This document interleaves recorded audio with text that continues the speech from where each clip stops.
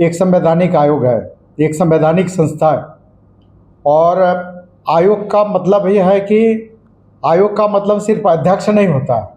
आयोग का मतलब है कि अध्यक्ष और उसमें जो सदस्य हैं, आयोग के अध्यक्ष सदस्य सभी मिलकर यह आयोग बनता है।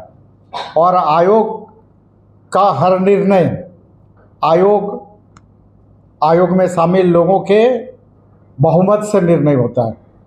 अभी आप देखे होंगे कि जो रिजल्ट आया है जेपीएससी का, जो पीटी का रिजल्ट आया है, इस रिजल्ट में जेपीएससी ने एक अजूबा इतिहास रचा।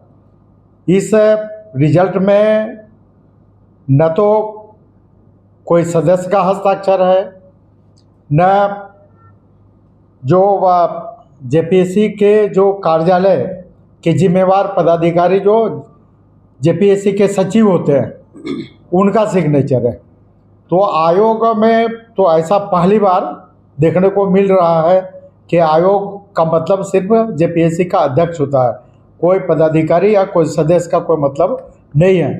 तो मूल रूप से ये जो रिजल्ट आया जेपीएससी का पीटी का जो रिजल्ट आया, ये रिजल्ट ही असंवैधानिक है। इस संवैधानिक आयोग में पीटी का जो रिजल्ट है यही असंवैधानिक है।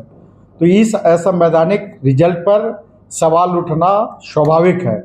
सरकार संज्ञान में ले और संज्ञान में लेकर इसकी सीबीआई जांच करावे, दूध का दूध करावे, पानी का पानी करे, ताकि झारखंड के लाखों छात्रों का इसे भविष्य जुड़ा हुआ। दूसरा जो महत्वपूर्ण सवाल है, रिजल्ट आता है, रिजल्ट आने के बाद मेंस की एग्ज़ाम होगी और मेंस के एग्ज़ाम के लिए फॉर्म भरना पड़ता है।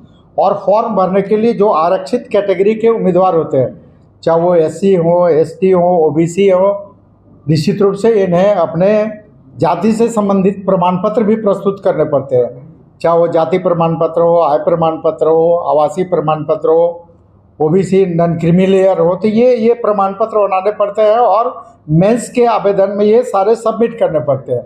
तो मात्र आज रिजल्ट आता है और रिजल्ट के ठीक 16वें दिन से मेंस की एग्ज़ाम शुरू हो जाती है। ये पूरी तरह से झारखंड के छात्र जो आरक्षण के लाभ लेने वाले एससी, एसटी और ओबीसी समुदाय के लोग हैं, इनको सीधे सीधे बाहर करने का षड्यंत्र है जेपीएससी का। तो निश्चित रूप से जेपीएससी इतने कम दिन में, ये आप पूरे देश भर में अगर देखें, देश भर की किसी भी कमीशन में और इवन कि यूपीएससी में भी इतने कम समय में रिजल्ट आया, रिजल्ट आने के इतने कम समय में फॉर्म भी लोग बढ़िया से भर नहीं पाएगा और फिर आप मेंस की एग्ज़ाम ले लेते हैं। तो ये एक बड़ा प्रश्न है। तो अब भी जेपीएससी अपने झारखंड के छात्रों के भविष्य के साथ जो खिलवाड़ करने वाला मात्र 16 दिन का जो समय दिया है, निश्चित रूप से अभी भी इस पर पुनर्विचार करें। नंबर 3 कि जेपीएससी संवैधानिक आयोग निश्चित रूप से है, लेकिन वो भी कोई कानून से ऊपर नहीं है। सरकार के कानून, सरकार के नियम उस पर भी लागू होते हैं।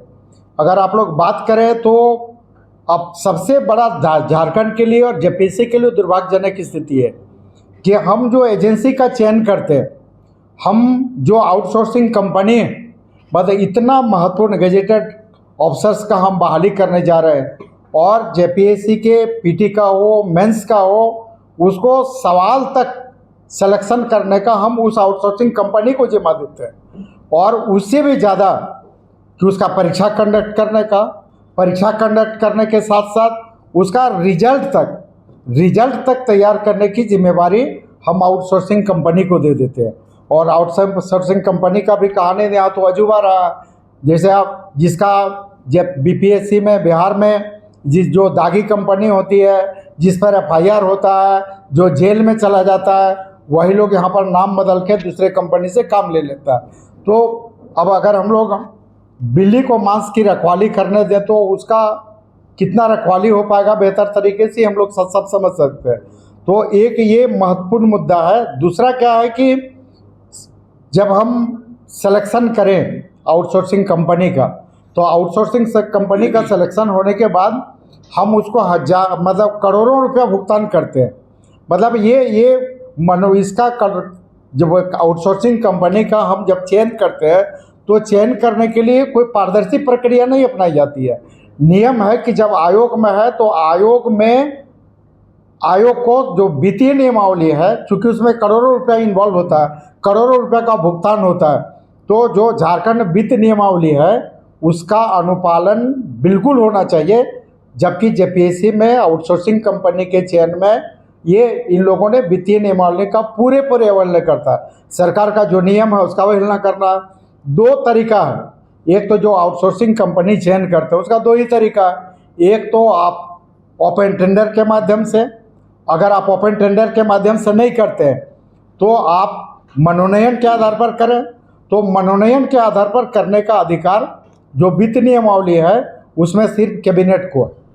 तो ये पूरे मामले में अगर आप लोग देखेंगे तो यहाँ पर जो आउटसोर्सिंग कंपनी है, सारे का मूल जड़ जो समस्याएं आ रही, जिस तरह की दिक्कतें हो रही है, ये सारे का प्रॉब्लम आउटसोर्सिंग कंपनी है और आउटसोर्सिंग कंपनी ही अनियमितताओं की जननी है।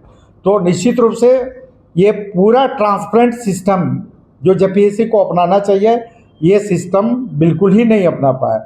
इसमें आप देखे होंगे कि लगभग 400 से ज़्यादा स्टूडेंट, 400 से ज़्यादा स्टूडेंट, जिस 400 से ज़्यादा स्टूडेंट किस रूप से आ जाते, ये एकदम अपने आप में सवाल करता है। दूसरा कि 4 जुलाई की अगर हम लोग बात करें तो ये 4 जुलाई के दैनिक भास्कर का, और 4 जुलाई के दैनिक भास्कर में बहुत स्पष्ट है कि जेपीएससी का अधूरा रिजल्ट, न सदस्यों के हस्ताक्षर, और सबसे जो महत्वपूर्ण है कि कट ऑफ जारी करना।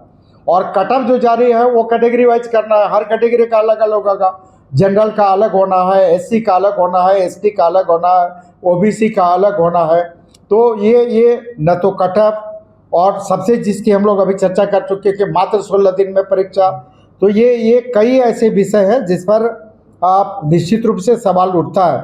अब जैसे इसी में 418 अभ्यर्थी हरियाणा यूपी के, और सबसे जो महत्वपूर्ण है कि ये रिजल्ट पूरी तरह से असंवैधानिक है। और 4 जुलाई से लेकर 4 जुलाई का ये अखबार में आया हुआ विषय पूरे, और 4 जुलाई से आज तक न तो जेपीएससी का इस पर किसी तरह का स्पष्टीकरण आया, न राज्य सरकार ने इस पर किसी तरह का संज्ञान लिया, न राज्य सरकार के तरफ से किसी तरह का कोई स्पष्टीकरण या खंडन है। इसका ये मतलब है कि ये जो अखबार में जो समाचार आ रहे हैं इस पर राज्य की जनता और हम लोग क्यों नहीं मान लेंगे कि बिल्कुल ये सही है, ऐसा ही जेपीएससी ने किया है।